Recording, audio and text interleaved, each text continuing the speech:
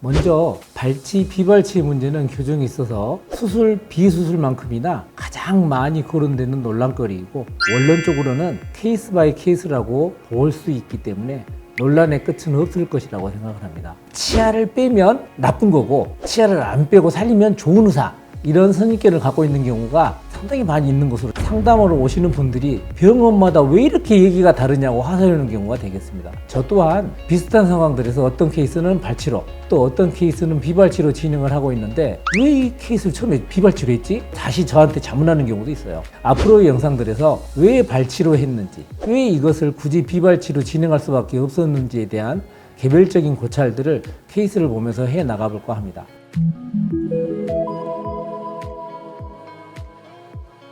안녕하십니까. 광주 미르치과병원 교정과의 류경훈 원장입니다. 그 첫 번째 케이스로 이런 경우가 의견이 갈릴 수 있는 상황 중 하나가 될 것 같습니다. 이 사진은 이게 교정 후가 아니라 교정하기 전의 치열 상황입니다. 건치라고 해도 무방할 정도의 정상 교합이고 교정 전의 치열 상태가 너무 바르기 때문에 교정과에서는 정말 만나보기 어려운 그런 케이스입니다. 이쯤 되면 굳이 교정하지 말라는 권유도 얼마든지 들을 수 있는 상황이죠.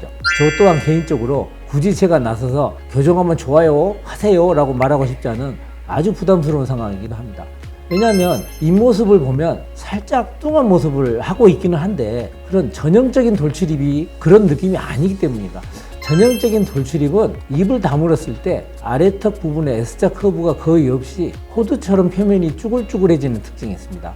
그리고 또한 입술이 턱 끝보다도 훨씬 더 앞이 위치하게 됩니다. 반면 이 케이스는 아래턱에 S커브도 있고 턱 끝도 쭈글쭈글하지 않는 전형적인 돌출입과는 거리가 먼 케이스입니다. 이런 전형적인 돌출입의 경우에는 아무리 치아를 뒤로 많이 밀어 넣어도 절대로 합족한 모습이 만들어지진 않기 때문에 치료 계획은 매우 단순합니다. 치아를 빼고 될 수 있는 한 최대한 많이 밀어 넣기, 이게 치료 계획입니다. 그럼 오른쪽 사진처럼 턱선도 살아나면서 자연스럽게 편하게 입이 다물어지는 모습으로 변화를 하게 되는 것이죠. 그런데 다시 초진 시 얼굴 사진으로 돌아와서 초진 시에 이렇게 별로 많이 입이 나와 있지 않은 돌출입의 경우는 조금만 많이 들어가면 너무 합축해 보일 수 있는 위험성이 존재하게 됩니다. 그렇다고 비발치로 교정을 하게 되면 뒤로 넣을 수 있는 공간이 거의 없기 때문에 가시적 성과라고 하기에는 부족한 그러한 결과로 마무리될 가능성이 높습니다. 그래서 이런 애매한 경우에는 치료 전에 꼭 시뮬레이션을 몇 번 돌려보고 가장 적절한 입술의 후퇴양을 고려해서 치료 목표를 설정을 해야 되는데 이렇게 목표가 만들어졌다 하더라도 적당하게 들어간 입모습이라는 이 목표를 현실에서 구현해내는 것은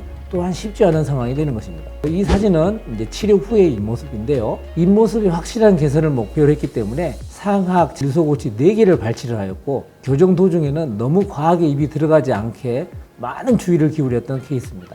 이것은 이제 치료 후의 치열 사진인데요. 뭐가 변했는지 잘 모르시겠지만 치아 4개가 사라진 것이 가장 큰 차이가 되겠습니다. 교정 치료를 하는 교정가의 입장에서는 이렇게 좋은 치아를 갖고 있는 환자에게서 4개의 치아를 빼고 교정을 하는 것이 덧니가 심한 치아를 교정하는 것보다 훨씬 더 어렵게 다가오는데 이것을 환자분들께서는 정말이지 잘 이해가 가지 않는 부분 중 하나인 것 같습니다.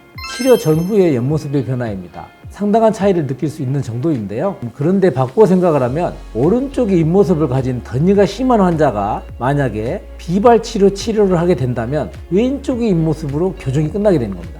소위 말하는 역변이 되는 것인데요. 그렇기 때문에 치료 후 정면 사진에서는 입 주변의 분위기가 상당히 변화한 것을 느낄 수 있습니다. 치료 전후의 구강 내 사진 비교인데요. 치료 도중에 전치부가 너무 옥리처럼 뒤로 기울어지지 않고 쓰러지지 않게 많은 주의를 기울였던 상황이었습니다. 돌출입이라는 이 느낌은 매우 주관적인 것이기 때문에 교정을 해야 하는 사람이 따로 정해져 있는 것은 절대 아닙니다. 아무리 돌출입이어도 본인이 문제의식을 갖고 있지 않다면 해야 할 이유가 전혀 없는 선택적인 치료가 교정치료입니다. 하지만 돌출입이면서 이를 해결하고자 하는 경우에는 어찌되었든 발치치료로 진행될 가능성이 상당히 높습니다. 특히 제가 오늘 언급해드린 전형적인 돌출입의 특징을 갖고 계신다면 이기에는 여지가 거의 없는 발치 케이스가 될 것입니다. 절대적 기준은 될 수 없지만 적어도 오늘 보여드린 케이스보다 입을 다물었을 때 턱끝이 더 쭈글쭈글해진다거나 치열이 더 삐뚤빠뚤하면서 돌출감이 있다면 발치 치료로 진행하는 것이 더 바람직한 결과를 만들어낼 수 있을 것이라고 생각합니다. 원론적으로는 본인의 상황은 본인이 유일하기 때문에 반드시 정확한 검사를 받고 최종 판단을 내려야 할 것이기에 결국은 케이스 바이 케이스다라고 하는 이런 신곡을 만들어밖에 들리지 않으실 수 있겠습니다만은 오늘의 케이스와 본인의 상황을 비교해가지고 발치와 비발치를 고려하는 데 있어서 약간은 참고가 될 수 있기를 바라면서 오늘은 이렇게 마무리하도록 하겠습니다. 감사합니다.